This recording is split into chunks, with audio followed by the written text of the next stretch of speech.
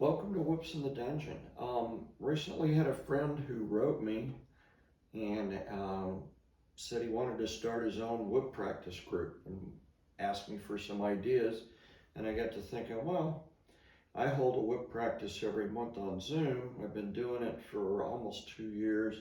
And of course, everybody on this channel is welcome to Zoom in. It's on the third Saturday of every month at 1 p.m. Eastern Standard Time. We usually practice for about an hour and a half, and we have some people pop in from all over the world, so it's a good opportunity to share with other whip throwers knowledge, tips, skills, practice some techniques. But that's my whip practice. I encourage everybody, if you've got a small kernel of people that are interested in whips, to start your own whip practice. So what are some suggestions for whip practice?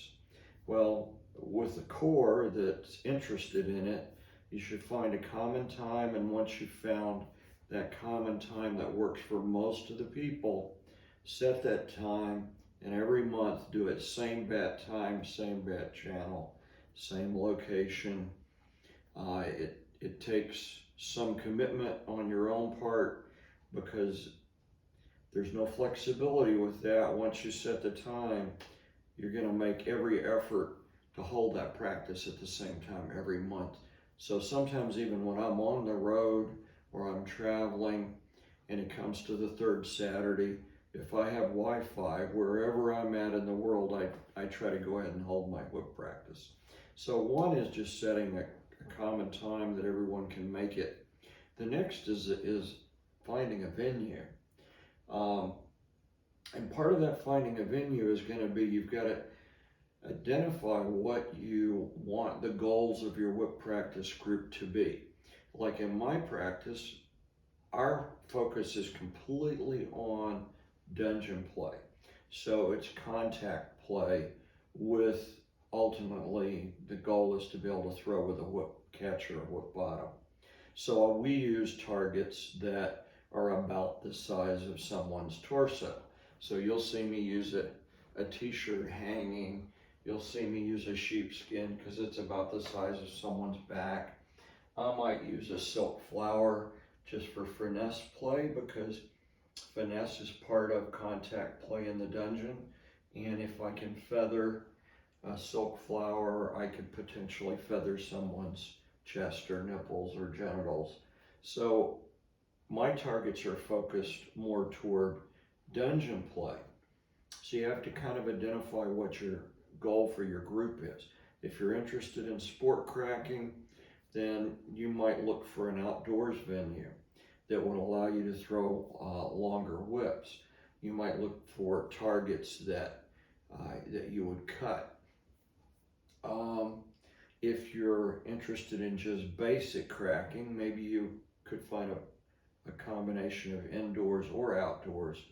Most of my practice is all indoors with short whips, because short whips, a 4-foot bull whip or shorter, 4-foot bull whips about 6 feet long total length. At the most I throw in the dungeon is a 4.5 or a 5-foot bull whip. So a space that would accommodate a 4-foot bull whip.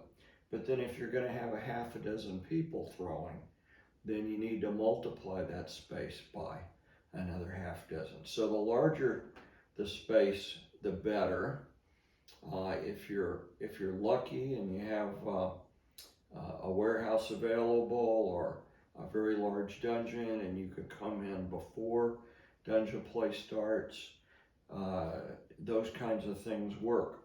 But finding a location, finding a time, identifying the goals of your group, and I encourage everyone to work with a variety of different types of targets.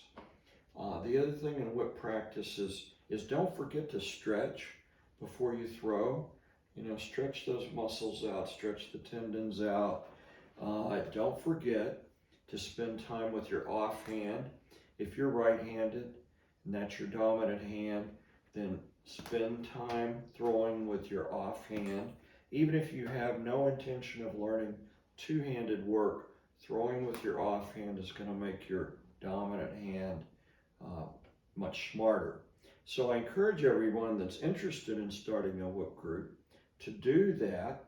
And you need to find a way to communicate with your members, whether it be through a Facebook group or a FetLife group, or however you're going to do that. Some of the more immediate apps like WhatsApp or Line, there are a number of ways to communicate with people in today's digital age, but you need to figure out how you're going to do that as well. As always, thanks for watching Whips in the Dungeon, and good luck with forming your whip practice group.